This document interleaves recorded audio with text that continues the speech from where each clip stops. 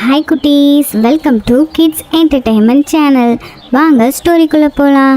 ஒரு அழகான காட்டில் சிண்டு குருவி ஒரு வாழைப்பழத்தோட்டம் வச்சுருந்துச்சு. அது ரொம்பவே அது ரொம்ப சுறுசுறுப்பாக இருக்கும். அதோட மரத்துக்கு எல்லாம் டெய்லி தண்ணி ஊற்றவும் உரம் போடவும் ரொம்ப அருமையாக பார்த்துக்கிறோம். அதோட கடின உழைப்பால் தான் அந்த வாழை மரத்தில் இருக்க பழங்கள் எல்லாம் வேகமாக வளர ஆரம்பிச்சிருச்சு. அதை எல்லாத்தையும் பார்த்து அந்த குருவி ரொம்ப சந்தோஷப்பட்டுச்சு. அதை பார்த்துக்கிட்டு இருந்த அதோட குழந்தை குருவி கேட்குது, அம்மா அம்மா, நம்ம தோட்டத்தில் அழகழகா நிறைய வாழைப்பழங்கள் பழுத்து அழகா இருக்குமா. இந்த எல்லா பழங்களையும் நீங்கள் என்ன பண்ணுவீங்க அப்படின்னு அந்த குட்டி குருவி கேட்குது. அதுக்கு அந்த சிண்டு குருவி, இதை எல்லாத்தையும் பறித்து பக்கத்தில் இருக்க சந்தைக்கு போய் விற்று அதில் வர பணத்தில் தான் நீ பெரியவளை ஆனோடனே அந்த பணத்தை வச்சு படிக்க வைப்பேன் அப்படின்னு சிண்டு குருவி சொல்லுது. அப்போது அந்த குழந்தை குருவி சொல்லுது, அப்படியா, இதெல்லாம் எனக்காக தான் நீங்கள் இவ்வளோ கஷ்டப்பட்டு செய்கிறீங்களா? அப்போ கண்டிப்பாக நான் உங்களுக்கு உதவி பண்ணுறேன் அம்மா அப்படின்னு சொல்லி அந்த குட்டி குருவி அவங்க அம்மாவுக்கு ஹெல்ப் பண்ணுது. அந்த சிண்டு குருவி அங்கே இருக்கிற வாழைப்பழங்களை எல்லாத்தையும் எடுத்துகிட்டு வந்து காட்டில் ஒரு பகுதியில் ஒரு சின்ன கடையை வச்சு அதுவும் அதோட குழந்தையும் அந்த வாழைப்பழங்களை வியாபாரம் பண்ணிக்கிட்டு இருக்குங்க. இப்படியே இவங்க வாழைப்பழத்தோட வியாபாரம் ரொம்ப சிறப்பாக போய்கிட்டு இருந்துச்சு. அப்போ ஒரு நாள் பக்கத்து காட்டில் இருந்து சேது கழுகுன்னு ஒன்று இந்த சிண்டு குருவியோட தோட்டத்துக்கு வருது. அந்த சேது கழுகு கேட்குது, ஏ குருவி, நான் பக்கத்து காட்டுல ஒரு பெரிய பழக்கடை வச்சிருக்கேன். எனக்கு உன் தோட்டத்துல இருந்து வாழைப்பழங்கள் தேவைப்படுது. நீ ஒரு கூட வாழைப்பழம் எவ்வளவு விற்கிற அப்படின்னு அந்த சேது கழுகு கேட்குது. அதுக்கு அந்த சிண்டு குருவி, ஐயா, நான் ஒரு கூடை வாழைப்பழத்துக்கு 50 ரூபா விற்கிறேன். அது மட்டும் இல்லாமல் என்னோட பழங்கள்லாம் ரொம்ப தரமாகவும் நல்ல உரங்கள் போட்டு வளர்க்குறேன் ஐயா. அப்படியா? அப்ப சரி, நான் நாளைக்கு என்னோட கடையில வேலை பார்க்குற வேலையால அனுப்புறேன். நீ ஒரு பழ கூட அவன்கிட்ட கொடுத்து அனுப்பிச்சிடு. சரி ஐயா, நீங்கள் சொன்ன மாதிரியே உங்கள் வேலையால் நாளைக்கு அனுப்புங்க. நான் ஒரு கூட வாழைப்பழத்தை ரெடியாக எடுத்து வச்சுருக்கேன் அப்படின்னு சிண்டு குருவி சொல்லுது. அடுத்த நாள் விடியுது. அப்போது அந்த சேது கழுகு அந்த ராமு காகத்தை கூப்பிட்டு இப்படி சொல்லுது, பக்கத்து காட்டுல சிண்டுன்னு ஒரு குருவி வாழைப்பழ வியாபாரம் பண்ணுது. நீ அதுகிட்ட போய் ஒரு கூட பழங்களை எடுத்துட்டு வா அப்படின்னு சொன்ன உடனே அந்த ராமு காகம் சிண்டு குருவியோட தோட்டத்துக்கு பறந்து போய்கிட்டு இருக்கு. சிண்டு குருவியோட தோட்டத்துக்கு போயிருச்சு. ராமு காகம் சிண்டு குருவிகிட்ட கேட்குது, ஏ குருவி, நேற்று என்னோட முதலாளி இங்கே வந்தாரா? ஆமாம் காகமே, நேற்று உங்கள் முதலாளி வந்தார். ஒரு கூட நிறையா வாழைப்பழங்களை என்னோட வேலையாளிட்ட கொடுத்து விடுன்னு சொன்னார். ஆ, அது நான் தான். என் முதலாளி உன்கிட்ட தான் வாங்கிட்டு வர சொன்னார். இந்தா அந்த பழத்துக்குரிய காசு அப்படின்னு ராமுக்காகவும் சிண்டு குருவிக்கிட்ட பணத்தை கொடுக்குது. அப்புறமா அந்த ராமுக்காகவும் அந்த பழங்களை எல்லாத்தையும் எடுத்துக்கிட்டு போய்கிட்டு இருக்கும் பொழுதே அந்த வாழைப்பழத்தோட வாசம் அந்த ராமுக்காகத்தை ரொம்ப பசியை தூண்ட ஆரம்பிச்சிருச்சு. அது ஒரு மரத்துக்கிட்ட அந்த கூடையை வச்சுக்கிட்டு உட்காந்து யோசிக்குது, இந்த பழத்தோட வாசம் எவ்வளோ அருமையாக இருக்குது. ஐயோ, சாப்பிடணும் போல இருக்கே அப்படின்னு அந்த காகம் யோசிக்குது.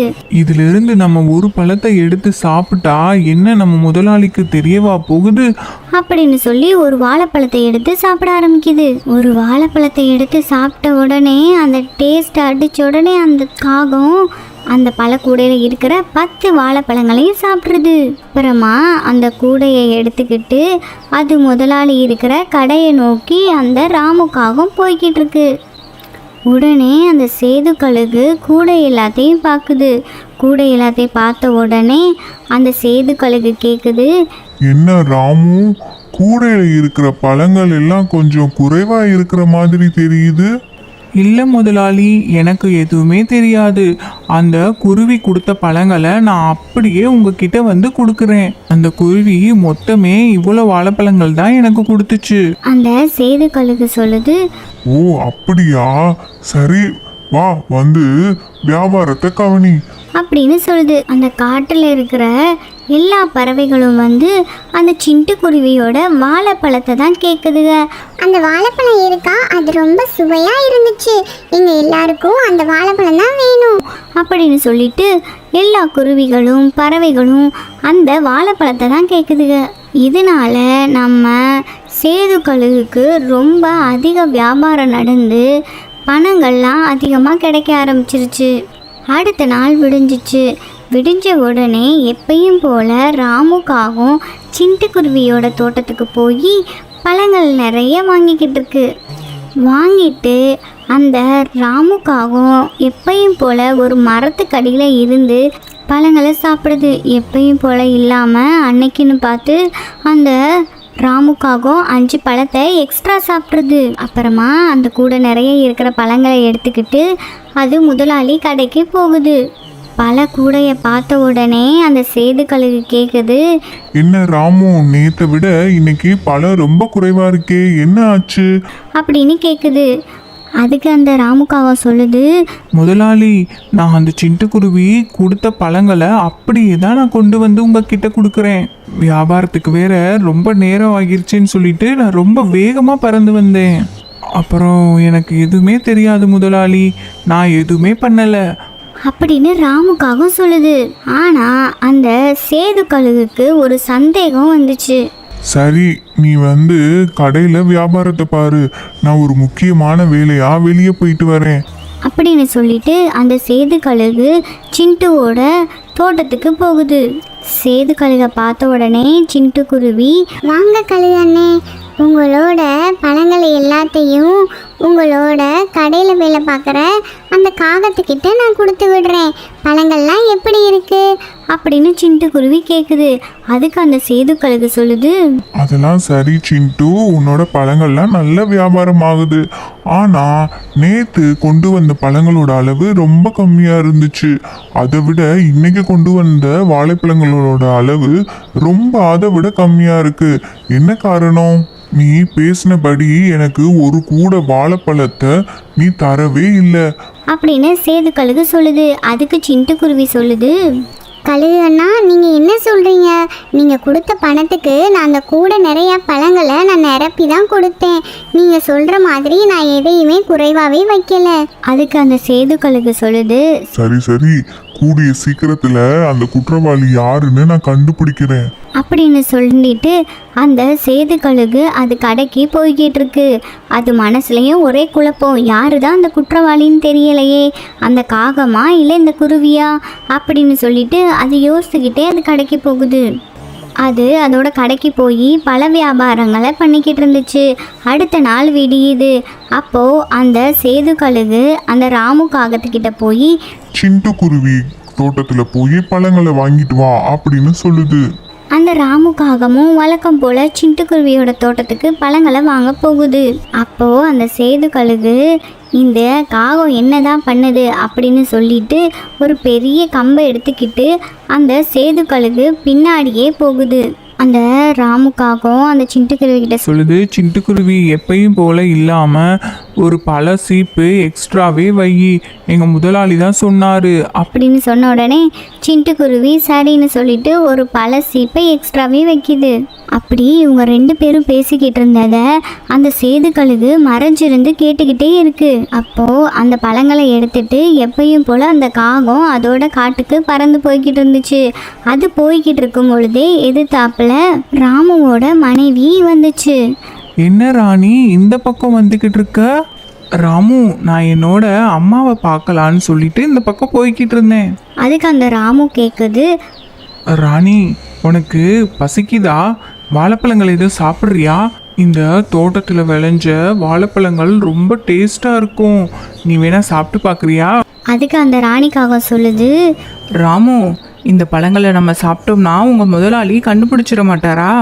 அதுக்கு அந்த ராமுக்காக சொல்லுது, இல்லை இல்லை, என் முதலாளி என் மேலே ரொம்ப நம்பிக்கை வச்சிருக்காரு. இதில் பழங்கள் குறைஞ்சா கூட என்கிட்ட எதுவுமே கேட்க மாட்டாரு அப்படின்னு சொல்லி முடிச்சுட்டு அந்த 2 காகங்களும் அந்த வாழைப்பழங்களை சாப்பிட ஆரம்பிச்சிருச்சுங்க. இது எல்லாத்தையுமே மறைஞ்சிருந்து அந்த சேது கழுகு பார்த்துக்கிட்டே இருக்குது. அப்புறம் அந்த சேது கழுகு மெதுவாக கீழே இறங்கி வந்து அந்த 2 காகங்களுக்கு முன்னாடியும் கம்பை வச்சுக்கிட்டு நிற்கிது. அதை பார்த்து அந்த 2 காகங்களும் ரொம்ப பயந்து போய் நிற்கிதுங்க. அப்போது அந்த சேது கழுகு கேக்குது, ஏய் ராமுக்காகமே, இதனாலதான் நீ கொண்டு வர பழங்கள் எல்லாம் குறையுதா? உன் மேல நான் எவ்வளவு நம்பிக்கை வச்சிருந்தேன். அப்படின்னு சேது கழுகு சொல்லுது. அதுக்கு அந்த ராமுக்காகவும், முதலாளி ஐயா, இன்னைக்கு தான் நான் முதல் முறையா இந்த வாழைப்பழங்களை ருசி பார்க்குறேன். இன்னைக்கு தான் தவறு நடந்து போச்சு. தயவு செஞ்சு எங்களை மன்னிச்சிருங்க. அப்போது அந்த ராணிக்காகவும் சொல்லுது. ஆமாம் முதலாளி ஐயா, நானும் இன்னைக்கு தான் இந்த பழத்தையே சாப்பிட்டேன். தயவு செஞ்சு நீங்கள் எங்கள் 2 பேரையும் மன்னிச்சு விட்டுருங்க. அப்படின்னு சொல்லி 2 பேரும் ரொம்ப அழுகுதுக. அதுக்கு அந்த சேது கழுகு சொல்லுது. ஏய் ராமுக்காகமே, இனிமேலும் நீ சொல்ற பொய்யெல்லாம் என்னால நம்பிக்கிட்டு இருக்க முடியாது. நீ பண்ண இந்த பெரிய தப்புக்கு என்னோட கடையில நீ 1 மாசம் சம்பளமே இல்லாம வேலை பார்க்கணும். அப்படி சொன்னது மட்டும் இல்லாமல் அது கொண்டு வந்த அந்த குச்சியை எடுத்து அந்த 2 காகங்களையும் அடிக்க ஆரம்பிச்சிருச்சு. அடித்த உடனே அங்கேருந்து அந்த ராணிக்காகவும் பறந்து வேகமாக போயிருச்சு. அப்புறம் அந்த சேது கழுகு அந்த ராமு காகத்தை அது கடைக்கு கூட்டிகிட்டு போய்கிட்டு இருக்கு. ஓகே குட்டீஸ், இந்த கதை மூலியமாக நம்ம என்ன தெரிஞ்சுக்கிறோன்னா, நம்ம மேலே ஒருத்தவங்க நம்பிக்கையாக இருந்தால் அந்த நம்பிக்கையை நம்ம கடைசி வரை காப்பாற்றணும். இந்த கதை உங்களுக்கு பிடிச்சிருந்துச்சுன்னா நம்ம சேனலை மறக்காமல் சப்ஸ்கிரைப் பண்ணுங்கள். சப்ஸ்கிரைப் பண்ணிவிட்டு லைக் பண்ணுங்கள். நீங்கள் லைக் அண்ட் சப்ஸ்கிரைப் பண்ணாதான் நம்ம சேனலில் வர வீடியோஸை கண்டினியூஸாக பார்க்க முடியும். ஓகே குட்டீஸ், பாய்.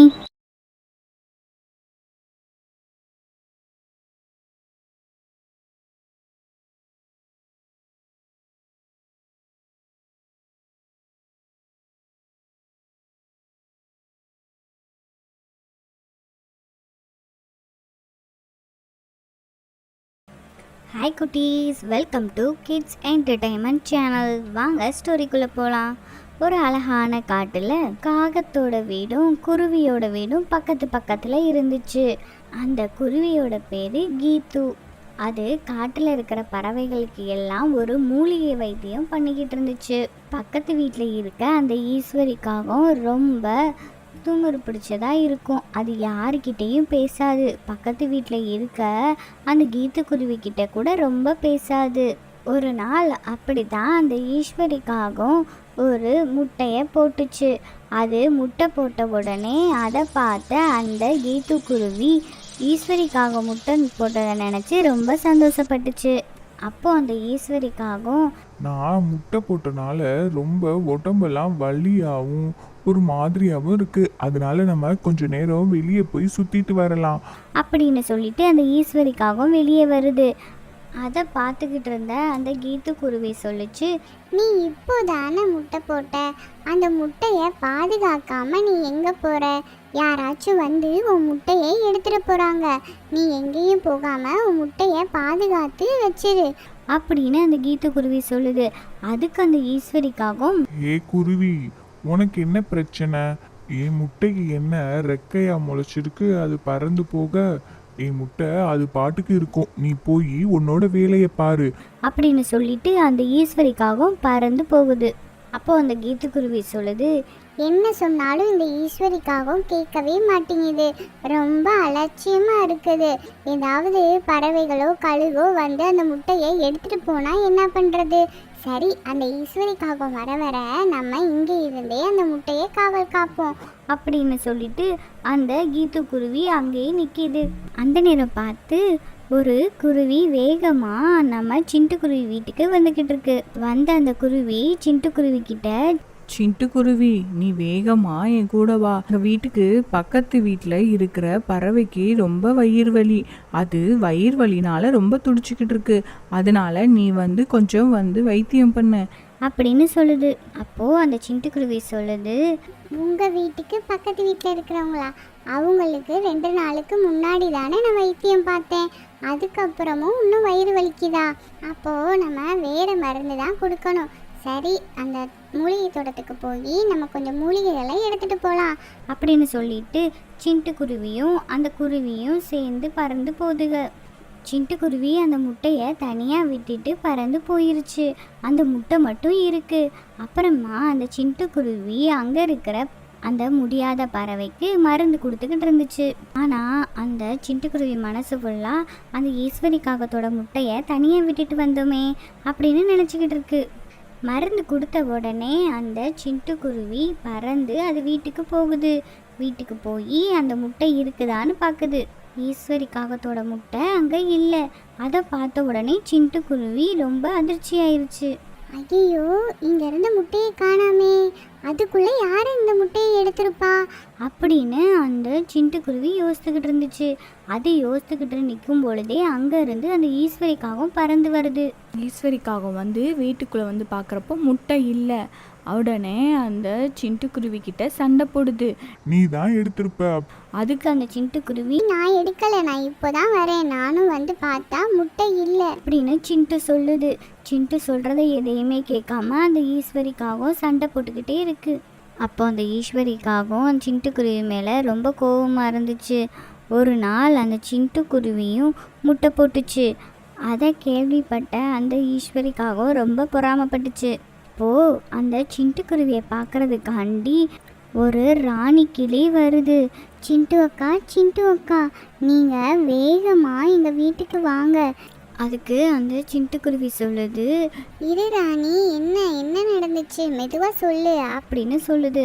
அதுக்கு அந்த ராணி கிளி, என்னோட கணவர் காட்டுக்கு உணவு தேடுறக்காண்டி போனப்போ அவரோட ரெக்கையில் அடிபட்டுருச்சு. அவர் இப்போ ரொம்ப வலியில் துடிச்சிக்கிட்டு இருக்காரு.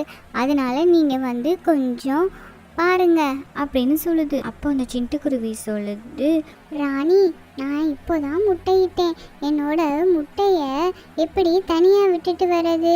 அதை யாராச்சும் எடுத்துட்டாங்கன்னா என்ன பண்ணுறது அப்படின்னு சிட்டுக்குருவி சொல்லுது. அதுக்கு அந்த ராணி கிளி சொல்லுது, ஐயோ சிண்டு அக்கா, நீங்கள் கண்டிப்பாக வந்து என் கணவரை பார்க்கணும், இல்லைன்னா அவருக்கு ரொம்ப ஆபத்தாயிரும்.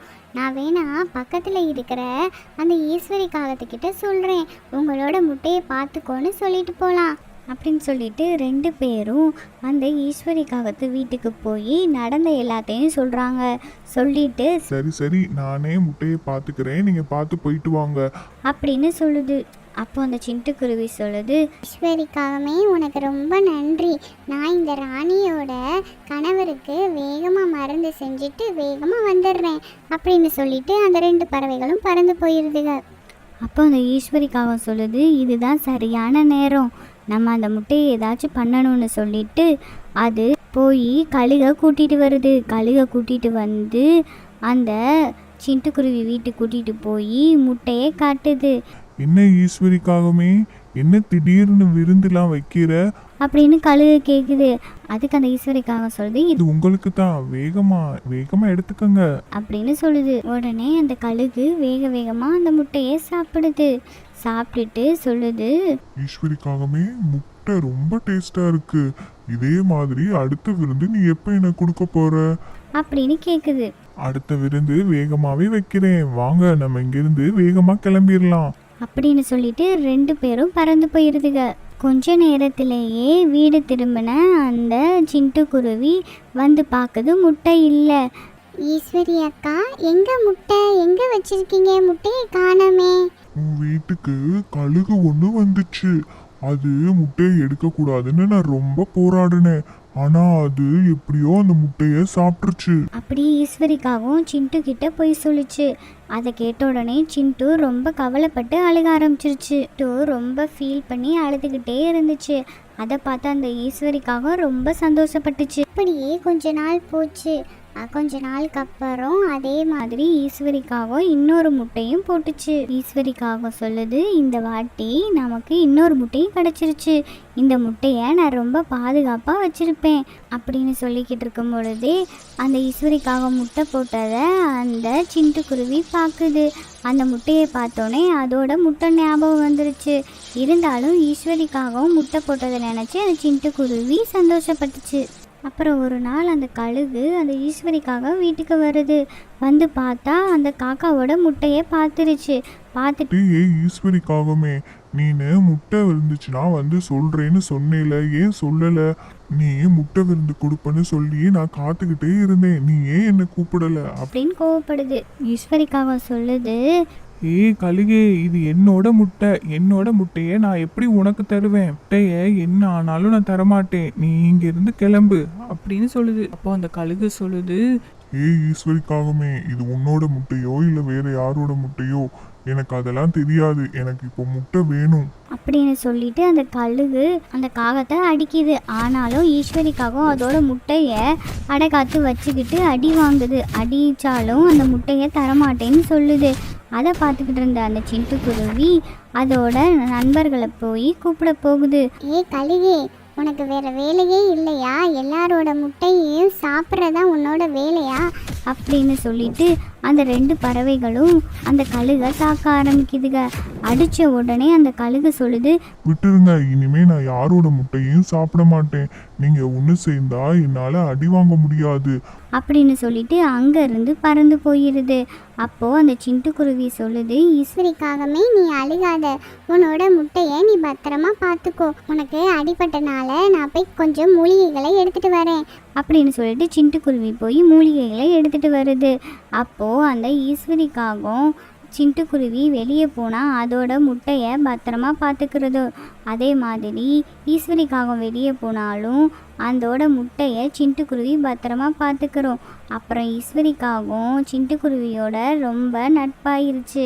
ஈஸ்வரிக்காக வீட்டில் எது செஞ்சாலும் சிட்டுக்குருவிக்கு வந்து கொடுக்குங்க. அப்புறம் அவங்க 2 பேரோட குழந்தைகளும் வளர்ந்து பெரியவங்களாக ஆயிட்டாங்க. அவங்க எல்லாரும் நல்ல நண்பர்களாக வாழ்ந்து வந்தாங்க. ஓகே குட்டீஸ், இந்த கதை மூலிமா நம்ம என்ன தெரிஞ்சுக்கிறோன்னா, யார் கூடயும் சண்டை போடாமல் நம்ம ஒத்துமையாக இருந்தோம்னா நமக்கு ஒரு ஆபத்துன்னு வரும்பொழுது அவங்க நமக்கு பாதுகாப்பாக இருப்பாங்க. இந்த கதை உங்களுக்கு பிடிச்சிருந்துச்சுன்னா நம்ம சேனலை மறக்காமல் சப்ஸ்கிரைப் பண்ணுங்கள். ஓகே குட்டீஸ், பாய். ஹாய் குட்டீஸ், welcome to kids entertainment channel. வாங்க ஸ்டோரிக்குள்ளே போகலாம். ஒரு அழகான கிராமத்தில் 3 நண்பர்கள் இருந்தாங்க. அந்த 3 நண்பர்கள் பேர் சிட்டுக்குருவி, ஈஸ்வரி காகம், கீத்து குருவி. இவங்க 3 பேரும் ரொம்ப க்ளோஸ் ஃப்ரெண்ட்ஸாக இருப்பாங்க. எங்கே போனாலும் சேர்ந்தே தான் போவாங்க. ஒரே வீட்டில் தான் 3 பேருமே இருப்பாங்க. அப்போ ஒரு நாள் அந்த சிட்டுக்குருவி உணவே இல்லை அப்படின்னு சொல்லிட்டு அது என்ன பண்ணுது, ஒரு காட்டுக்கு உணவு தேடி போய்கிட்டு இருந்துச்சு. ஆனால் அந்த ஈஸ்வரிக்காகவும் கீத்து குருவியும் வீட்டில் தான் இருந்துச்சுங்க. அப்போ சிட்டுக்குருவி போய்கிட்டு இருக்கும் பொழுதே மாம்பழம் மரத்தை பார்க்குது. அதில் ஒரே ஒரு மாம்பழம் மட்டும்தான் இருக்குது. அந்த மாம்பழத்தை அது பறிச்சிச்சு. அதை பறித்த உடனே அதில் இருந்து ஒரு மந்திர ஆந்தை வந்துச்சு. அது வந்து, ஏய் சிட்டுக்குருவி, உனக்கு ரொம்ப நன்றி. நான் இவ்வளோ நாளாக இந்த பழத்துக்குள்ள ஒரு சாபம் வாங்கி இருந்திருந்தேன். நீ வந்து அந்த பழத்தை பறித்த உடனே என்னோட சாபமெல்லாம் போயிருச்சு அப்படின்னு சொல்லிச்சு. நீ எனக்கு பண்ண இந்த உதவினால நான் உனக்கு 3 மந்திர விதைகளை தரேன். அதை நீ கொண்டு போய் உன்னோட வீட்டுக்கு பக்கத்தில் இருக்க தோட்டத்தில் இந்த 3 விதைகளையும் புதைச்சி வச்சினா அதில் இருந்து வர்ற மரத்தில் வர பழங்களை நீ டெய்லி சாப்பிட்டுக்கலாம். அதுவே உனக்கு உணவுக்கு சரியாக இருக்கும் அப்படின்னு சொல்லுது. உடனே அந்த சிட்டுக்குருவி அங்கே இருக்கிற விதைகள் எல்லாத்தையும் எடுத்துகிட்டு அது வீட்டுக்கு கொண்டு போகுது. அங்கே வீட்டுக்கு கொண்டு போனோடனே ஈஸ்வரிக்காகவும் கீத்து குருவியும் வருதுங்க. இங்கே பாருங்க, நான் 3 விதைகளை வச்சிருக்கேன். எனக்கு மந்திர ஆந்தை இந்த 3 விதைகளை கொடுத்துச்சு. நம்ம 3 பேரும் ஆளுக்கு ஒரு விதையை நட்டுடலாம் அப்படின்னு சொல்லிட்டு அந்த 3 பறவைகளும் அந்த விதைகளை வச்சுட்டு வீட்டுக்குள்ளே போகுதுங்க. அடுத்த நாள் வந்து பார்க்கும்பொழுது அந்த 3 விதைகளும் அடுத்த நாளே மரமாக வந்துருச்சு. உடனே அங்கே இருக்கிற அந்த 3 பறவைகளையும் ரொம்ப ஆச்சரியமாக பார்க்குதுங்க. எப்படி நேற்று தானே நம்ம விதையை வச்சோம், அதுக்குள்ளே மரமாக வந்துருச்சு. உடனே சிட்டுக்குருவி சொல்லுது, ஏய் இதுதான் மந்திர விதையாச்சே, நாம் பாரு அடுத்த நாளே பழங்கள்லாம் வந்துடும் அப்படின்னு சொன்ன உடனே 3 மரங்கள்லையுமே பழங்கள் வந்துருச்சு. ஆனால் அந்த ஈஸ்வரிக்காகவும் குருவி இதுக்கு 2 பேரோட மரத்தில் மட்டும் நல்லா தங்கமாக இருக்குது பழங்கள். ஆனால் அந்த கீத்து குருவியோட பழம் மட்டும் தங்கமே இல்லை.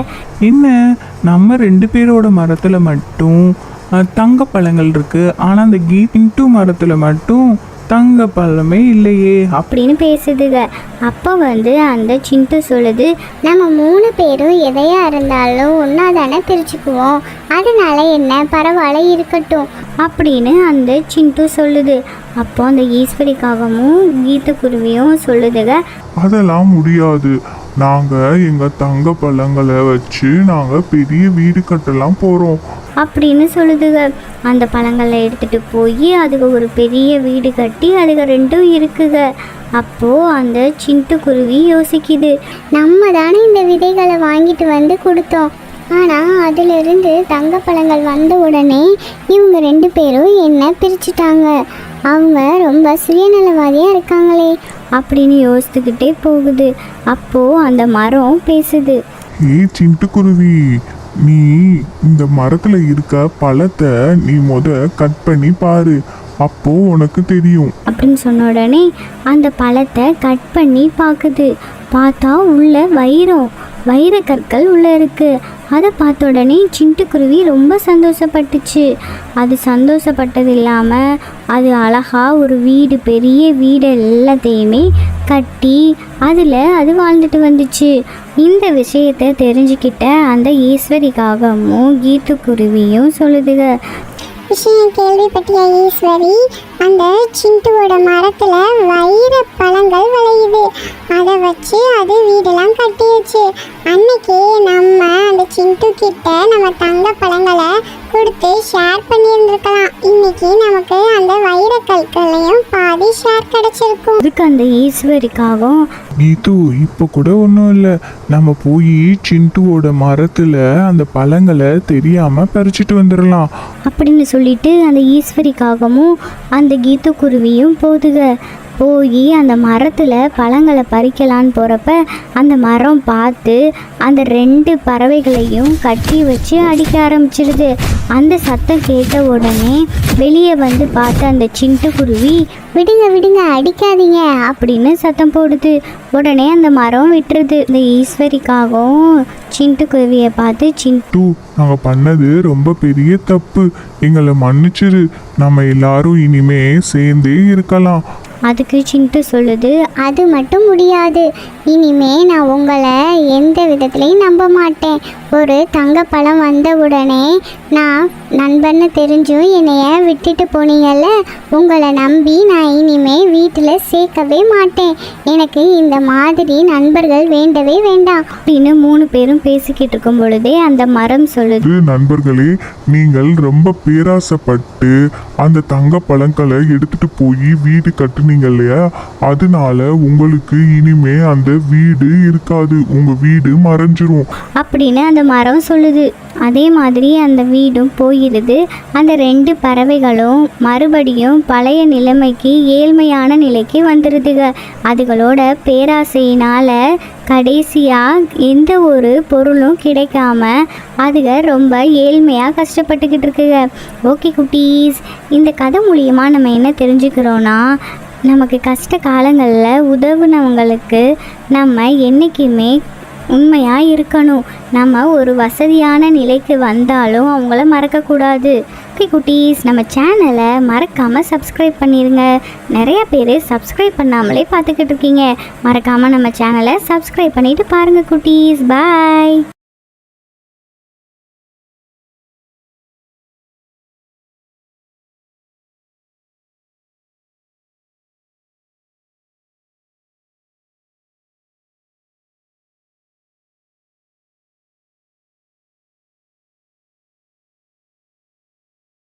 ஹாய் குட்டீஸ், welcome to kids entertainment channel. வாங்க ஸ்டோரிக்குள்ளே போகலாம். ஒரு அழகான கிராமத்தில் சிட்டுக்குருவியும் அதோட குழந்தைகளோட வாழ்ந்துட்டு வந்துச்சு. அந்த சிட்டுக்குருவி ரொம்பவே ஏழ்மையானது. அது ஒரு தோட்டம் வச்சுருந்துச்சு. அந்த தோட்டத்தில் வர லாபத்தை வச்சு தான் அது குழந்தைகளை பார்த்துட்டு வந்துச்சு. சிட்டுக்குருவி எப்பயும் போல் அது தோட்டத்துக்கு கிளம்புது. அதுக குழந்தைகிட்ட, குழந்தைகளே, நீங்கள் 2 பேரும் அமைதியாக பத்திரமா வீட்டுக்குள்ளேயே விளையாடுங்க. அம்மா நான் தோட்ட வேலைக்கு போயிட்டு வரேன். அங்கே போனால் தான் அந்த பழங்களை விற்றாதான் நமக்கு டெய்லி சாப்பாடு, நம்ம தேவைகள் எல்லாத்தையும் நம்ம வாங்கிக்க முடியும். அப்படின்னு சொல்லிட்டு அந்த சிட்டுக்குருவி அது தோட்டத்துக்கு போகுது. தோட்டத்துக்கு போய் அதோட மாம்பழ மரங்களெல்லாம் பார்க்குது. அந்த மாம்பழ மரங்களுக்கெல்லாம் தண்ணி ஊற்றிட்டு அந்த செடிகளை நல்லா பராமரிச்சுக்கிட்டு இருக்கு. அப்போது பக்கத்து தோட்டத்தில் இருக்க அந்த ஈஸ்வரிக்காகவும் பார்க்குது.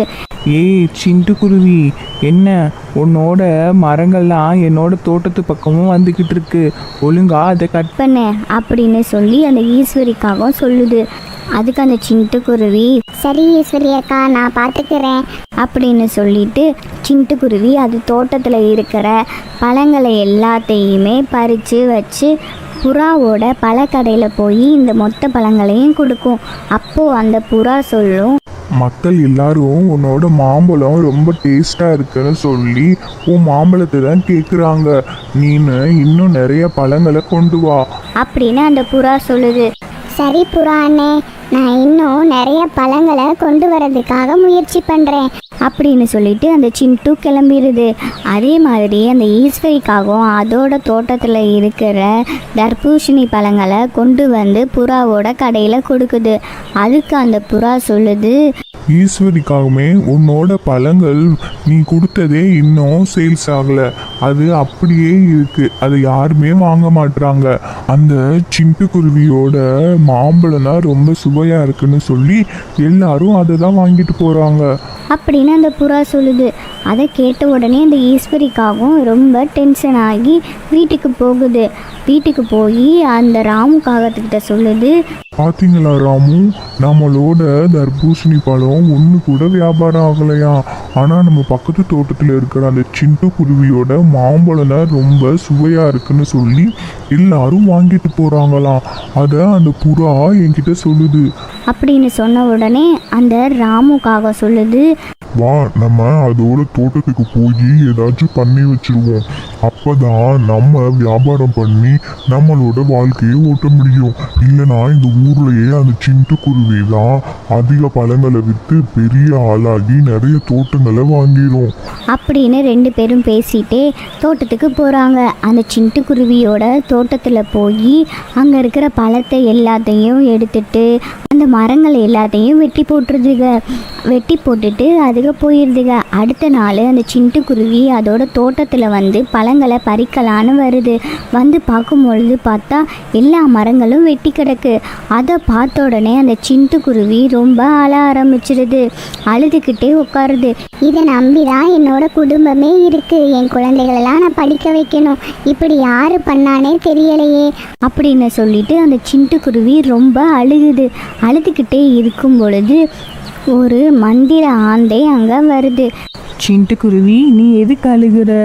நீ அழாத, உன்னோட சூழ்நிலை என்னன்றது எனக்கு தெரியும். நான் எல்லாத்தையும் கவனிச்சுக்கிட்டு தான் இருந்தேன். அதனால நீ அழுகாத. இந்த மூட்டையை வச்சுக்கோ. இதில் நிறைய விதைகள் இருக்குது. இந்த விதைகளை கொண்டு போய் உன்னோட தோட்டத்தில் போட்டு மறுபடியும் மரங்களை வளர்த்து அதில் வர பழங்களை வச்சு நீ வியாபாரம் பண்ணி உன் குடும்பத்தை பார்த்துக்கோ அப்படின்னு அந்த மந்திர ஆந்தை சொல்லுது. அதுக்கு அந்த சிட்டுக்குருவி, ரொம்ப நன்றி ஆந்த, நான் எப்படிரா நம்ம தோட்டத்தை மறுபடியும் கொண்டு வரதுன்னு நினச்சேன். நீ பண்ண உதவியை நான் என்றைக்குமே மறக்க மாட்டேன் அப்படின்னு அந்த சிட்டுக்குருவி சொல்லுது. அதுக்கு அந்த மந்திர ஆந்தை, எனக்கு ஒரு ஆபத்தான நேரத்தில் நீ வந்து உதவுன. அதே மாதிரி நீ கஷ்டப்படும் பொழுது நான் உனக்கு எப்படி உதவாமல் இருப்பேன்? அதனால் இந்த விதைகளை உன்னோட தோட்டத்தில் கொண்டு போய் போடு அப்படின்னு சொல்லிட்டு அந்த ஆந்தை போயிருச்சு. சிட்டுக்குருவியும் அதோட தோட்டத்தில் இந்த விதைகளை போட்டு மரங்களை வளர்க்குது. அப்போது ஒரு நாள் பயங்கரமான மழை காட்டில் பெய்யுது. அந்த மழையில் எல்லா மரங்களும் சாஞ்சு விழுகுது. ஆனால் இந்த சிட்டுக்குருவியோட மரங்கள் மட்டும் விழுகலை. ஏன்னா அது அந்த மந்திர விதைகளை போட்டனால அந்த மரங்கள் மட்டும் ரொம்ப உறுதியாகவும் ஸ்ட்ராங்காகவும் இருக்குது. ஆனால் இந்த ஈஸ்வரி காகத்தோட தோட்டத்தில் இருக்கிற தர்பூசணி பழங்கள் எல்லாமே அந்த தண்ணியிலேயே கிடந்து அந்த பழங்கள் எல்லாமே அழுகி போயிடுது. அதை பார்த்த உடனே உடனே ஈஸ்வரிக்காகவும் ராமு காகத்துக்கிட்ட போய் சொல்லுது. ராமு ராமு, நம்ம தோட்டத்தில் இருக்கிற எல்லா தர்பூசணிகளும் அந்த மழைனால அந்த தண்ணியிலே இருந்து அழுகி போயிருச்சு. இனி நம்ம என்ன பண்றது அப்படின்னு சொல்லி அழுகுது அந்த ஈஸ்வரிக்காகவும். அதுக்கு அந்த ராமுக்காக சொல்லுது, நம்ம அந்த சிட்டுக்குருவியோட தோட்டத்தை மரங்களை எல்லாத்தையும் வெட்டி போட்டோம்ல, அதுக்கு தான் கடவுள் நமக்கு இவ்வளோ பெரிய தண்டனையை கொடுத்துருக்காரு. இனிமேலாச்சும் நம்ம ஒழுங்கா நம்ம தோட்டத்தில் வர பழங்களை வச்சு வியாபாரம் பண்ணி வாழணும்.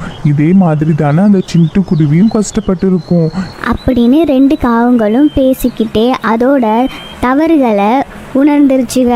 ஓகே குட்டீஸ், இந்த கதை மூலியமாக நம்ம என்ன தெரிஞ்சுக்கிறோன்னா, ஒருத்தவங்க கடின உழைப்பால் உயர்ந்து ஒரு நல்ல இடத்துக்கு வரும்பொழுது அதை பார்த்து நம்ம என்றைக்குமே பொறாமப்படக்கூடாது. ஓகே குட்டீஸ், இந்த ஸ்டோரிஸ் உங்களுக்கு பிடிச்சிருந்துச்சுன்னா நம்ம சேனலை மறக்காமல் சப்ஸ்கிரைப் பண்ணுங்கள். சப்ஸ்கிரைப் பண்ணாமலே நிறையா பேர் பார்க்குறீங்க, மறக்காமல் சப்ஸ்கிரைப் பண்ணுங்கள். பாய். ஹாய் குட்டீஸ், welcome to kids entertainment channel. வாங்க ஸ்டோரிக்குள்ளே போகலாம். ஒரு அழகான கிராமத்தில் ஒரு சிட்டுக்குருவி இருந்துச்சு. அது கையில் ஒரு பொம்மையை வச்சு விளையாண்டுக்கிட்டு இருந்துச்சு. அங்கே மரத்து மேலே ஒரு ஈஸ்வரிக்காகவும் உட்காந்து அந்த சிட்டுக்குருவி என்ன வச்சிருக்கு கையில், ஏதோ பொம்மை வச்சிருக்கிற மாதிரி இருக்கே அப்படின்னு சொல்லிட்டு பார்த்துக்கிட்டு இருக்கு. கொஞ்ச நேரத்தில் அந்த சிட்டுக்குருவி அந்த பொம்மையை உடைச்சிருச்சு.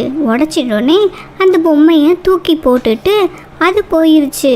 அப்போது அந்த ஈஸ்வரிக்காகவும் அந்த உடஞ்சி போன பொம்மையை எடுத்துகிட்டு போய் வீட்டில் கொண்டு போய் அந்த பொம்மையெல்லாம் சரி பண்ணுது.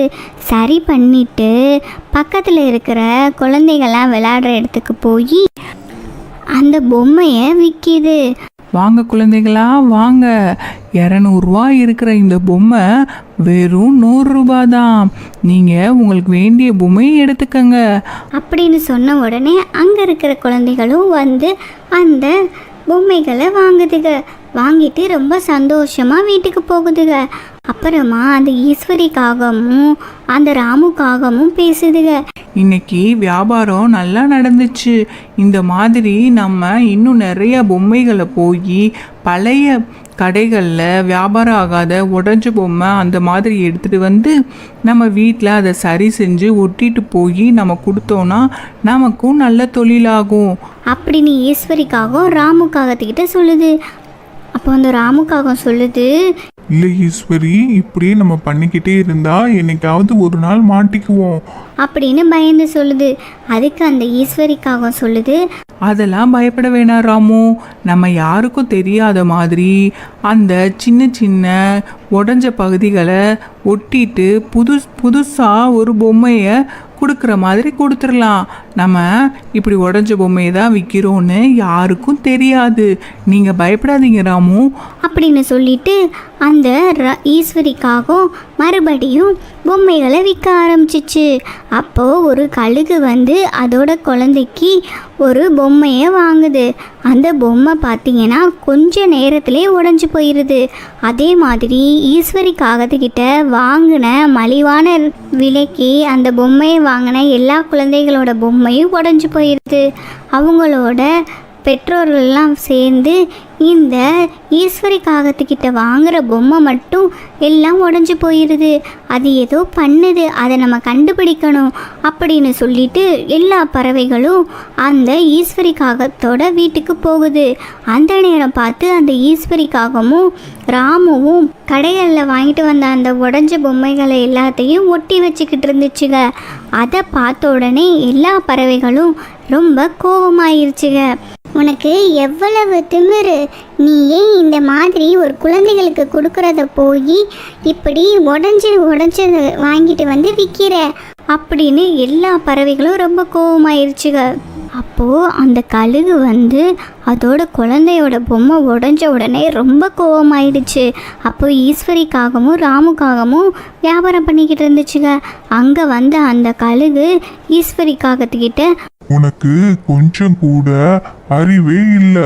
ஒரு குழந்தைங்க விளையாடுற பொம்மைய உடஞ்சு போச்சு. அது போய் உடஞ்ச பொம்மை எல்லாத்தையும் வியாபாரம் பண்ணி எல்லா குழந்தைகளையும் நீ ஏமாத்துற. உனக்கு எவ்வளவு தைரியம் இருக்கும்? அப்படின்னு சொல்லிட்டு நல்லா அடி வெளுத்துருச்சு. அடின்னு அடித்த உடனே அந்த ராமுக்காகவும் ஈஸ்வரிக்காகவும் அதுக பண்ண தப்ப உணர்ந்து கழுகுக்கிட்ட மன்னிப்பு கேட்டுச்சுங்க. இனிமே நாங்கள் இந்த மாதிரி நடந்துக்க மாட்டோம், என்னை மன்னிச்சிடுங்க, நான் இந்த வியாபாரத்தை இனிமே பண்ண மாட்டேன் அப்படின்னு சொல்லி அது தப்ப உணர்ந்து அது மன்னிப்பு கேட்டுருச்சு.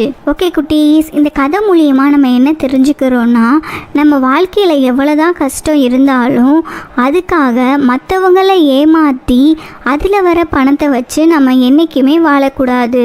என்றைக்குமே நேர்மையான வழியில் தான் போகணும். ஓகே குட்டீஸ், இந்த ஸ்டோரிஸ் உங்களுக்கு பிடிச்சிருந்துச்சுன்னா நம்ம சேனலை மறக்காமல் சப்ஸ்கிரைப் பண்ணிடுங்க. சப்ஸ்கிரைப் பண்ணாமலே நிறைய பேர் பார்க்குறீங்க. மறக்காமல் சப்ஸ்கிரைப் பண்ணாதான் இன்னும் நம்ம சேனலில் நிறைய ஸ்டோரிஸை நம்ம போடுறத நீங்கள் பார்க்க முடியும். ஓகே குட்டீஸ், பாய்.